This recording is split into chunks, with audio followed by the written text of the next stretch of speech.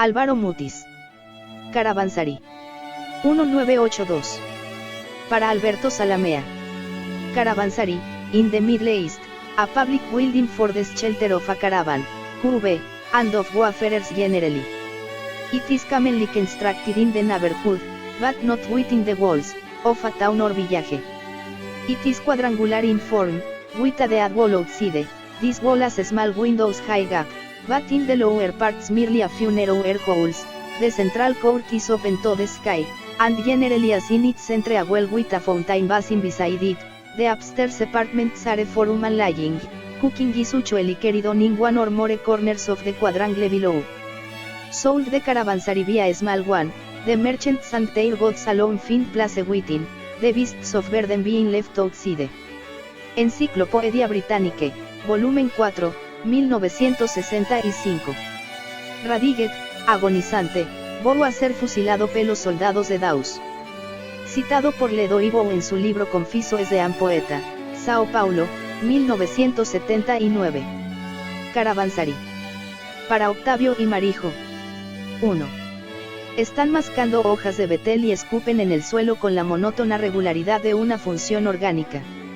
Manchas de un líquido ocre se van haciendo alrededor de los pies nervudos, recios como raíces que han resistido el monzón.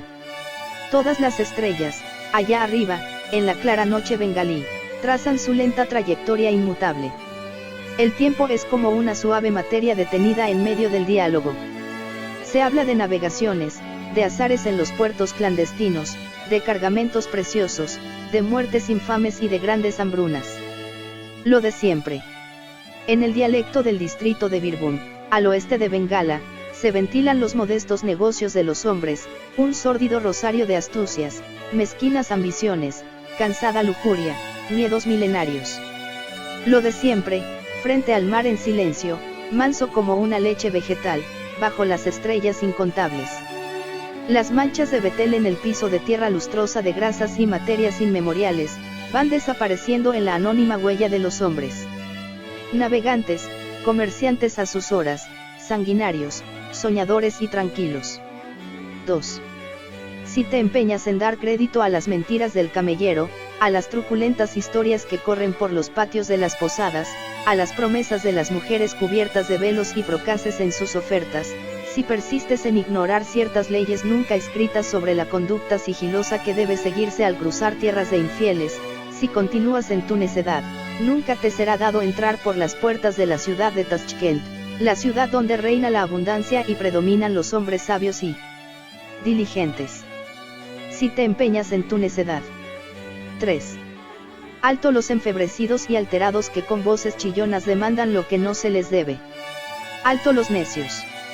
Terminó la hora de las disputas entre rijosos, ajenos al orden de estas salas. Toca ahora el turno a las mujeres, las egipcias reinas de Bohemia y de Hungría, las trajinadoras de todos los caminos, de sus ojos saltones, de sus altas caderas, destilará el olvido sus mejores alcoholes, sus más eficaces territorios.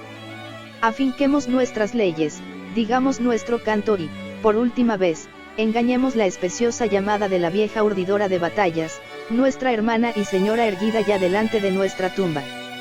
Silencio, pues, y que vengan las hembras de la fusta, las damas de Moravia, las egipcias a sueldo de los condenados. 4.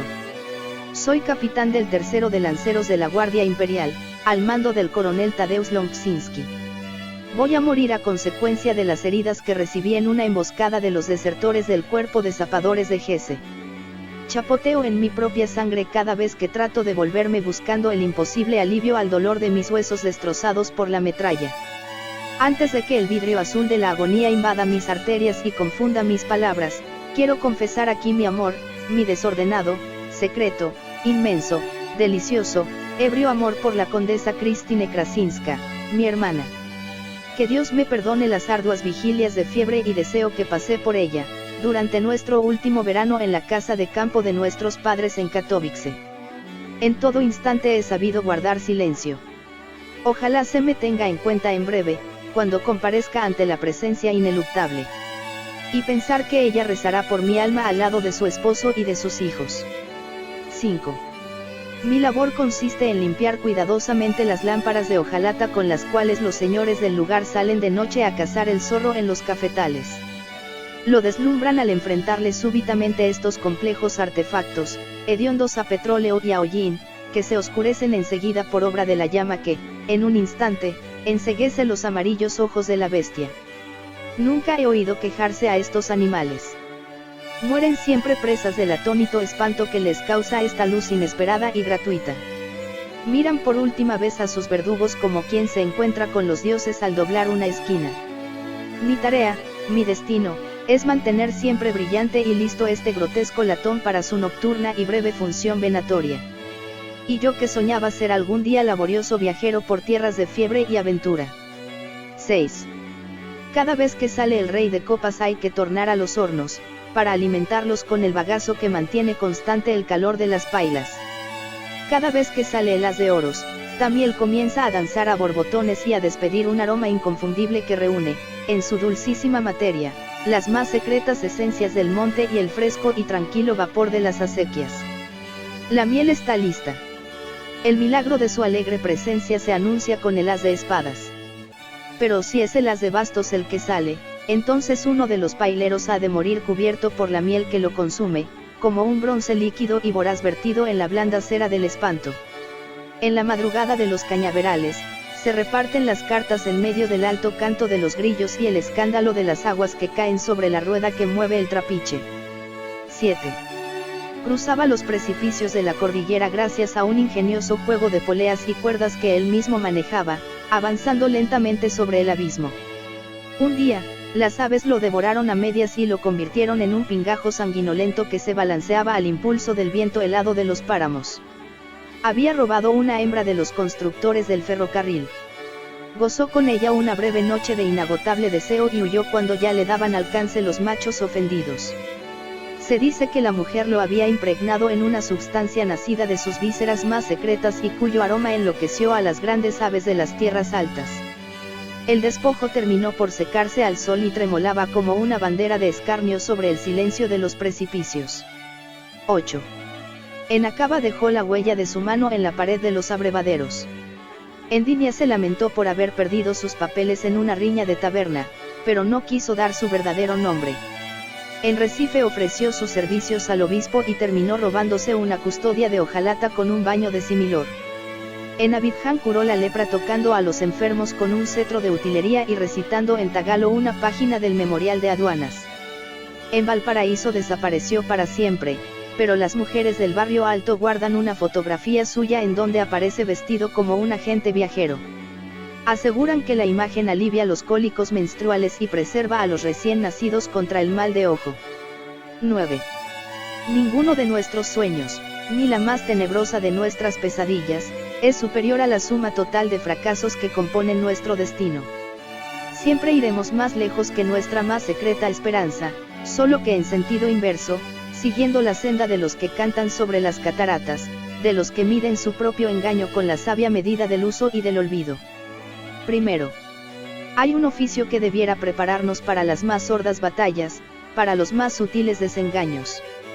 Pero es un oficio de mujeres y les será vedado siempre a los hombres. Consiste en lavar las estatuas de quienes amaron sin medida ni remedio y dejar enterrada a sus pies una ofrenda que, con el tiempo, habrá carcomido los mármoles y oxidado los más recios metales. Pero sucede que también este oficio desapareció hace ya tanto tiempo, que nadie sabe a ciencia cierta cuál es el orden que debe seguirse en la ceremonia. Invocación. ¿Quién convocó aquí a estos personajes? ¿Con qué voz y palabras fueron citados? ¿Por qué se han permitido usar el tiempo y la substancia de mi vida? ¿De dónde son y hacia dónde los orienta el anónimo destino que los trae a desfilar frente a nosotros? Que los acoja, Señor, el olvido. Que en él encuentren la paz. El deshacerse de su breve materia. El sosiego a sus almas impuras. La quietud de sus cuitas impertinentes. No sé, en verdad, quiénes son. Ni por qué acudieron a mí. Para participar en el breve instante. De la página en blanco. Vanas gentes estas. Dadas, además, a la mentira. Su recuerdo, por fortuna. Comienza a esfumarse. En la piadosa nada. Que a todos habrá de alojarnos. Así sea. 5 imágenes. 1. El otoño es la estación preferida de los conversos. Detrás del cobrizo manto de las hojas, bajo el oro que comienzan a taladrar invisibles gusanos, mensajeros del invierno y el olvido, es más fácil sobrevivir a las nuevas obligaciones que agobian a los recién llegados a una fresca teología.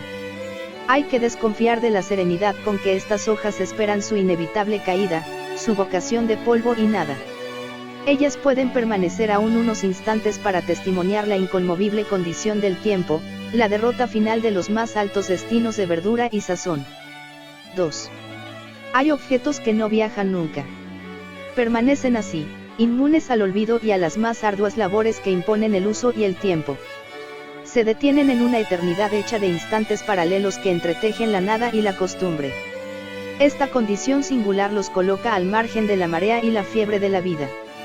No los visita la duda ni el espanto y la vegetación que los vigila es apenas una tenue huella de su vana duración. 3. El sueño de los insectos está hecho de metales desconocidos que penetran en delgados taladros hasta el reino más oscuro de la geología. Nadie levante la mano para alcanzar los breves astros que nacen, a la hora de la siesta, con el roce sostenido de los élitros. El sueño de los insectos está hecho de metales que solo conoce la noche en sus grandes fiestas silenciosas. Cuidado. Un ave desciende y, tras ella, baja también la mañana para instalar sus tiendas, los altos lienzos del día. 4. Nadie invitó a este personaje para que nos recitara la parte que le corresponde en el tablado que, en otra parte, levantan como un patíbulo para inocentes. No le serán cargados a su favor ni el obsecuente inclinarse de mendigo sorprendido, ni la falsa modestia que anuncian sus facciones de soplón manifiesto. Los asesinos lo buscan para ahogarlo en un baño de menta y plomo derretido. Ya le llega la hora, a pesar de su paso sigiloso y de su aire de, yo aquí no cuento para nada. 5. En el fondo del mar se cumplen lentas ceremonias presididas por la quietud de las materias que la Tierra relegó hace millones de años al opalino olvido de las profundidades. La coraza calcárea conoció un día el sol y los densos alcoholes del alba. Por eso reina en su quietud con la certeza de los no me olvides. Florece en gestos desmayados el despertar de las medusas. Como si la vida inaugurara el nuevo rostro de la Tierra. La nieve del almirante. Para J. G. Cobo Borda. Al llegar a la parte más alta de la cordillera, los camiones se detenían en un corralón destartalado que sirviera de oficina a los ingenieros en los tiempos cuando se construyó la carretera. Los conductores de los grandes camiones se detenían allí a tomar una taza de café o un trago de aguardiente para contrarrestar el frío del páramo. A menudo este les engarrotaba las manos en el volante y rodaban a los abismos en cuyo fondo un río de aguas torrentosas barría, en un instante, los escombros del vehículo y los cadáveres de sus ocupantes. Corriente abajo, ya en las tierras de calor, aparecían los retorcidos vestigios del accidente.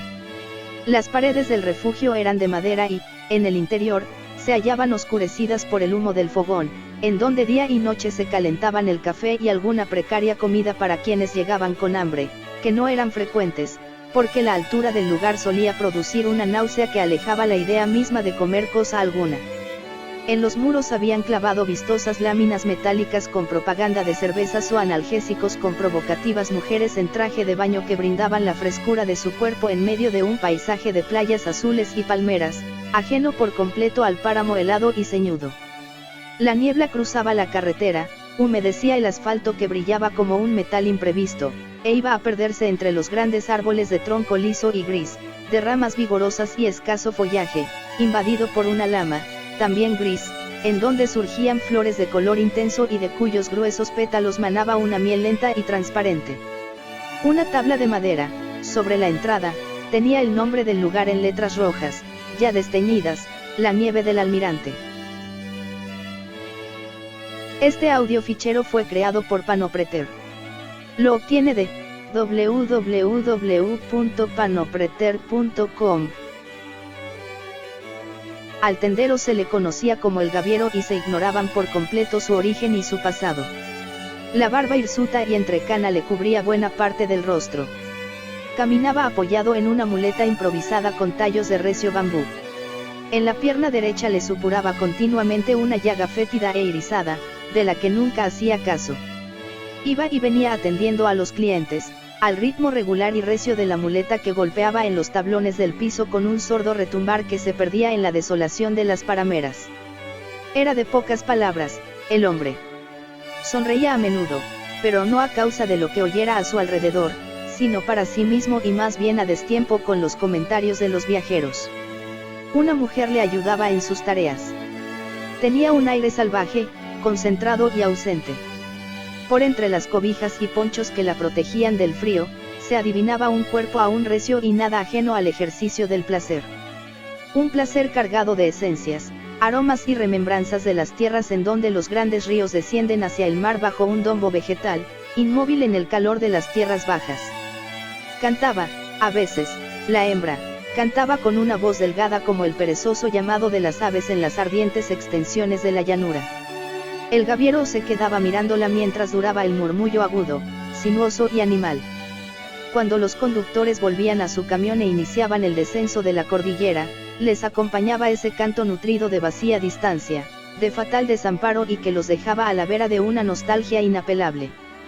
Pero otra cosa había en el tendajón de El Gaviero que lo hacía memorable para quienes allí solían detenerse y estaban familiarizados con el lugar.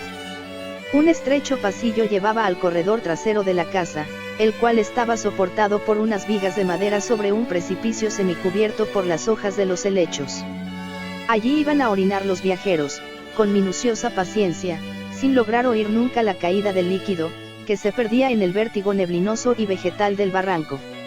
En los costrosos muros del pasillo se hallaban escritas frases, observaciones y sentencias. Muchas de ellas eran recordadas y citadas en la región, sin que nadie descifrara, a ciencia cierta, su propósito ni su significado. Las había escrito el gaviero y muchas de ellas estaban borradas por el paso de los clientes hacia el inesperado mingitorio.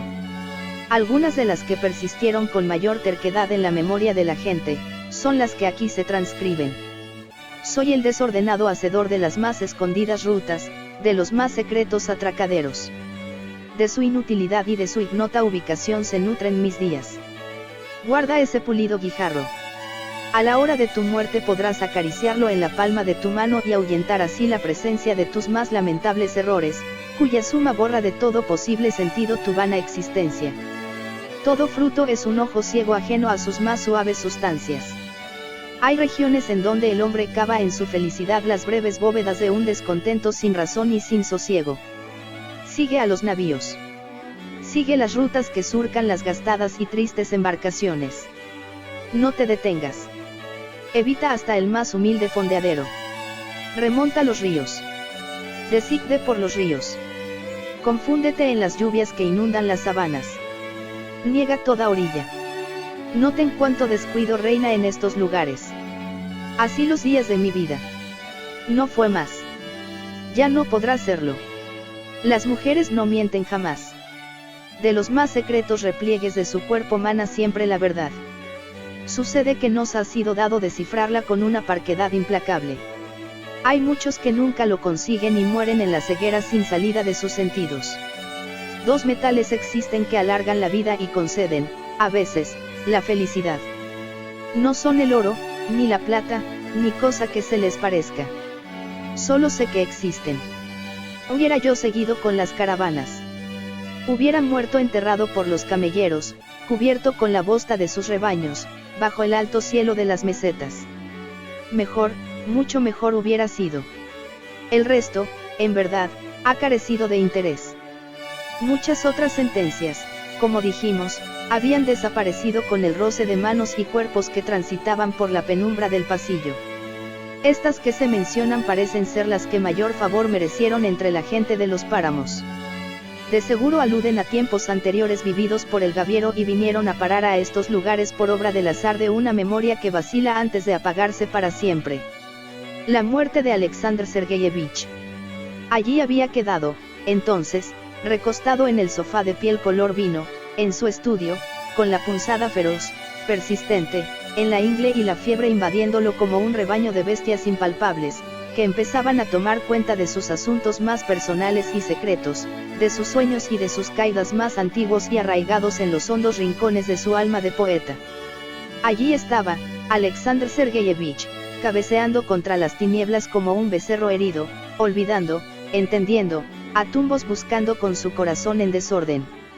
Corrieron las cortinas del estudio donde lo dejaran los oficiales que lo trajeron desde el lugar del duelo. Alguien llora. Pasos apresurados por la escalera. Gritos, sollozos apagados, oraciones. Rostros desconocidos se inclinan a mirarlo. Un pouk murmura plegarias y le acerca un crucifijo a los labios. No logra entender las palabras salidas de la boca desdentada, por entre la maraña gris de las barbas grasientas. Cascada de sonidos carentes de todo sentido. El tiempo pasa en un vértigo incontrolable. La escena no cambia. Es como si la vida se hubiera detenido allí en espera de algo. Una puerta se abre sigilosamente. La blanca presencia se acerca para contemplarlo. Una mujer muy bella. Grandes ojos oscuros. Una claridad en el rostro que parecía nacer detrás de la piel tersa y fresca. El cabello también oscuro, negro con reflejos azulados, peinado en bandeaux, que le cubren parte de la frente y las mejillas. El descote ofrece dos pechos, evidentes en su redondez, que palpitan al ritmo de una respiración entrecortada por sollozos apenas contenidos. ¿Quién será esa aparición de una belleza tan intensa, que se mezcla, por obra de la fiebre, con las punzadas en la ingle? El dolor se lo lleva a sus dominios y súbitas tinieblas van apareciendo desde allá adentro, desde alguna parte de su cuerpo que empieza a serle ajeno, distante. Esa mujer viene desde otro tiempo. Cabalgatas en el bosque, una felicidad intacta, torrencial, una juventud y una certeza vigorosas. Este audiofichero fue creado por Panopreter. Lo obtiene de www.panopreter.com. Todo ajeno, lejano, inasible. La mujer lo mira con el asombro de un niño que ha roto un juguete y espera de reproche con indefensa actitud de lastimada inocencia. Ella le habla. ¿Qué dice? El dolor taladra sus entrañas y no le permite concentrarse para entender palabras que tal vez traen la clave de todo lo que está ocurriendo. Pero, ¿pudo alguna vez existir una hermosura semejante? En las leyendas. Sí, en las leyendas de su inmensa tierra de milagros y de hazañas y de bosques interminables e iglesias de cúpulas doradas. Al pie de la fuente. En el Cáucaso. ¿Dónde todo esto? No puede pensar más. El dolor sube, de repente, hasta el centro del pecho, lo deja tumbado, sin sentido, como un muñeco despatarrado en ese sofá en donde su sangre, a medida que va secándose, se confunde con el color del cuero. Apenas un leve resplandor continúa, allá, muy al fondo. Comienza a vacilar, se convierte en un halo azulenco que tiembla, va a apagarse y, de pronto, irrumpe el nombre que buscara en el desesperado afán de su agonía, Natalia Goncharova. En ese breve instante, antes de que la débil luz se extinguiera para siempre, entendió todo con vertiginosa lucidez, ya por completo inútil. Cocora. Aquí me quedé, al cuidado de esta mina y ya he perdido la cuenta de los años que llevo en este lugar. Deben ser muchos, porque el sendero que llevaba hasta los socavones y que corría a la orilla del río, ha desaparecido ya entre rastrojos y matas de plátano. Varios árboles de guayaba crecen en medio de la senda y han producido ya muchas cosechas. Todo esto debieron olvidarlo sus dueños y explotadores y no es de extrañarse que así haya sido, porque nunca se encontró mineral alguno, por hondo que se cavara y por muchas ramificaciones que se hicieran desde los corredores principales. Y yo que soy hombre de mar, para quien los puertos apenas fueron transitorio pretexto de amores efímeros y riñas de burdel, yo que siento todavía en mis huesos el mecerse de la gavia a cuyo extremo más alto subía para mirar el horizonte y anunciar las tormentas, las costas a la vista, las manadas de ballenas y los cardúmenes vertiginosos que se acercaban como un pueblo ebrio, yo aquí me he quedado visitando la fresca oscuridad de estos laberintos por donde transita un aire a menudo tibio y húmedo que trae voces, lamentos, interminables y tercos trabajos de insectos, aleteos de oscuras mariposas o el chillido de algún pájaro extraviado en el fondo de los socavones. Duermo en el llamado socavón del alférez, que es el menos húmedo y da de lleno a un precipicio cortado a picos sobre las turbulentas aguas del río. En las noches de lluvia el olfato me anuncia la creciente, un aroma lodoso, picante, de vegetales lastimados y de animales que bajan destrozándose contra las piedras, un olor de sangre desvaída, como el que despiden ciertas mujeres trabajadas por el arduo clima de los trópicos, un olor de mundo que se deslíe precede a la ebridad desordenada de las aguas que crecen con ira descomunal y arrasadora. Quisiera dejar testimonio de algunas de las cosas que he visto en mis largos días de ocio, durante los cuales mi familiaridad con estas profundidades me ha convertido en alguien harto diferente de lo que fuera en mis años de errancia marinera y fluvial. Tal vez el ácido aliento de las galerías haya mudado o aguzado mis facultades para percibir la vida secreta, impalpable, pero riquísima que habita estas cavidades de infortunio. Comencemos por la galería principal. Se penetra en ella por una avenida de cámbulos cuyas flores anaranjadas y pertinaces crean una alfombra que se extiende a veces hasta las profundidades del recinto. La luz va desapareciendo a medida que uno se interna, pero se demora con intensidad inexplicable en las flores que el aire ha barrido hasta muy adentro. Allí viví mucho tiempo y solo por razones que enseguida explicaré tuve que abandonar el sitio. Hacia el comienzo de las lluvias escuchaba voces, murmullos indescifrables como de mujeres rezando en un velorio, pero algunas risas y ciertos forcejeos, que nada tenían de fúnebres, me hicieron pensar más bien en un acto infame que se prolongaba sin término en la oquedad del recinto. Me propuse descifrar las voces y, de tanto escucharlas con atención febril, días y noches, logré, al fin, entender la palabra viana. Por entonces caí enfermo al parecer de malaria y permanecía tendido en el jergón de tablas que había improvisado como lecho. Deliraba durante largos periodos y, gracias a esa lúcida facultad que desarrolla la fiebre por debajo del desorden exterior de sus síntomas, logré entablar un diálogo con las hembras. Su actitud meliflua, su evidente falsía, me dejaban presa de un temor sordo y humillante. Una noche, no sé obedeciendo a qué impulsos secretos avivados por el delirio, me incorporé gritando en altas voces que reverberaron largo tiempo contra las paredes de la mina: a callar, hijas de puta. Yo fui amigo del príncipe de Viana, respeten la más alta miseria, la corona de los insalvables. Un silencio, cuya densidad se fue prolongando, acallados los ecos de mis gritos, me dejó a orillas de la fiebre. Esperé la noche entera, allí tendido y bañado en los sudores de la salud recuperada. El silencio permanecía presente ahogando hasta los más leves ruidos de las humildes criaturas en sus trabajos de hojas y selaíves que tejen lo impalpable. Una claridad lechosa me anunció la llegada del día y salí como pude de aquella galería que nunca más volví a visitar. Otro socavón es el que los mineros llamaban del Venado. No es muy profundo, pero reina allí una oscuridad absoluta, debida a no sé qué artificio en el trazado de los ingenieros. Solo merced al tacto conseguí familiarizarme con el lugar que estaba lleno de herramientas y cajones meticulosamente clavados. De ellos salía un olor imposible de ser descrito. Era como el aroma de una gelatina hecha con las más secretas sustancias destiladas de un metal improbable. Pero lo que me detuvo en esa galería durante días interminables, en los que estuve a punto de perder la razón, es algo que allí se levanta, al fondo mismo del socavón, recostado en la pared en donde aquel termina. Algo que podría llamar una máquina si no fuera por la imposibilidad de mover ninguna de las piezas de que parecía componerse. Partes metálicas de las más diversas formas y tamaños, cilindros, esferas, ajustados en una rigidez inapelable, formaban la indecible estructura. Nunca pude hallar los límites, ni medir las proporciones de esta construcción desventurada, fija en la roca por todos sus costados y que levantaba su pulida y acerada urdimbre, como si se propusiera ser en este mundo una representación absoluta de la nada.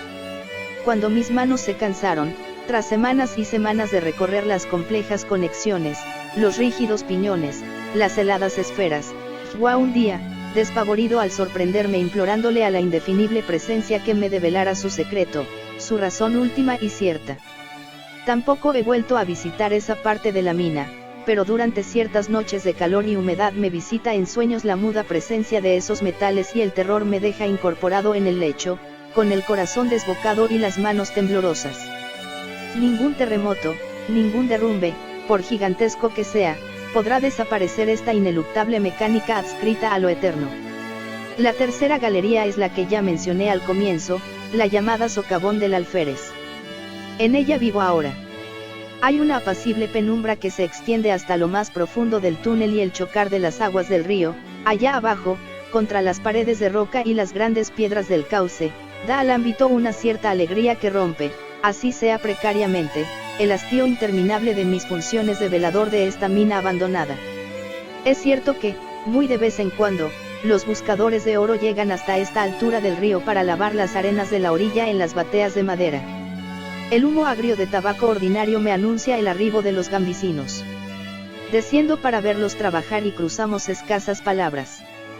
Vienen de regiones distantes y apenas entiendo su idioma.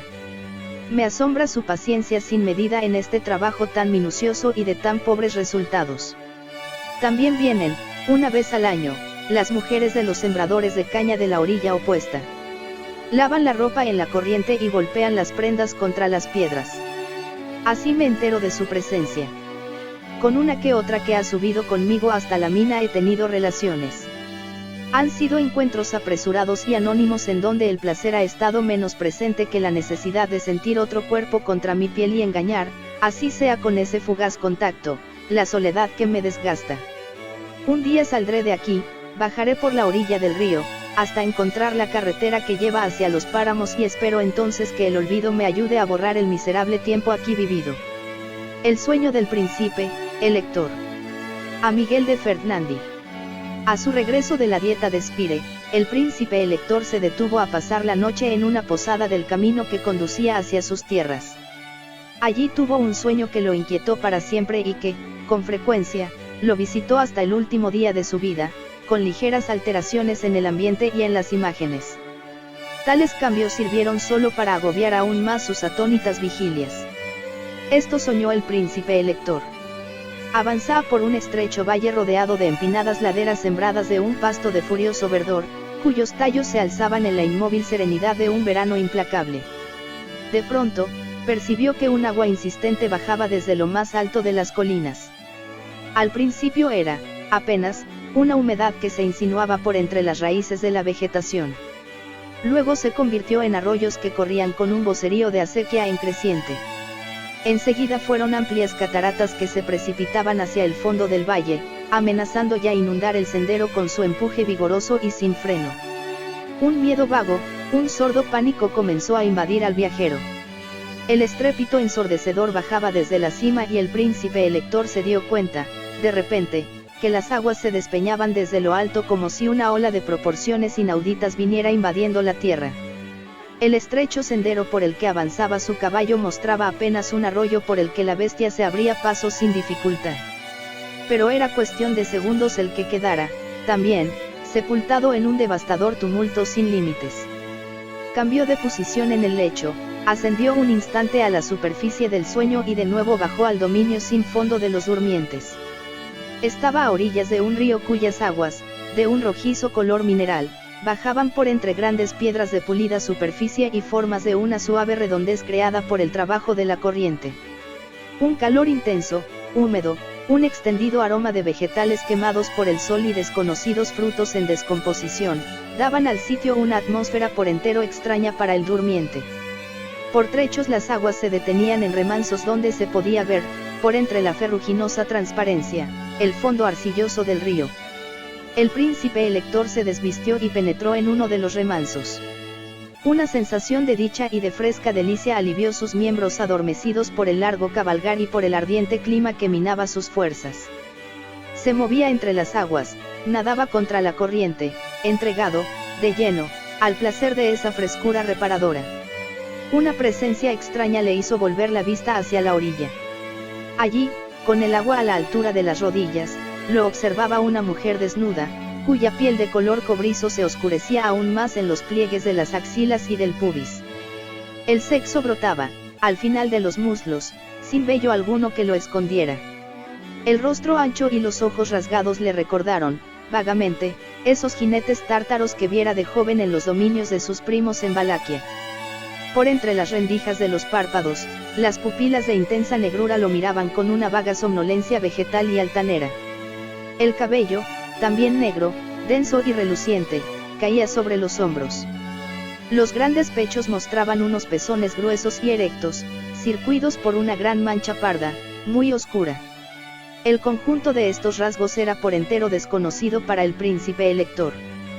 Jamás había visto un ser semejante. Nadó suavemente hacia la hembra, invitado por la sonrisa que se insinuaba en los gruesos labios de una blanda movilidad selvática. Llegó hasta los muslos y los recorrió con las manos mientras un placer hasta entonces para él desconocido le invadía como una fiebre instantánea, como un delirio implacable. Comenzó a incorporarse, pegado al cuerpo de móvil y húmeda tersura, a la piel cobriza y obediente que lo iniciaba en la delicia de un deseo cuya novedad y devastadora eficacia, lo transformaban en un hombre diferente, ajeno al tiempo y al sórdido negocio de la culpa. Una risa ronca se oyó a distancia. Venía de un personaje recostado en una de las piedras, como un lagarto estirándose al ardiente sol de la cañada. Lo cubrían unos harapos anónimos y de... Este audiofichero fue creado por Panopreter. Lo obtiene de www.panopreter.com.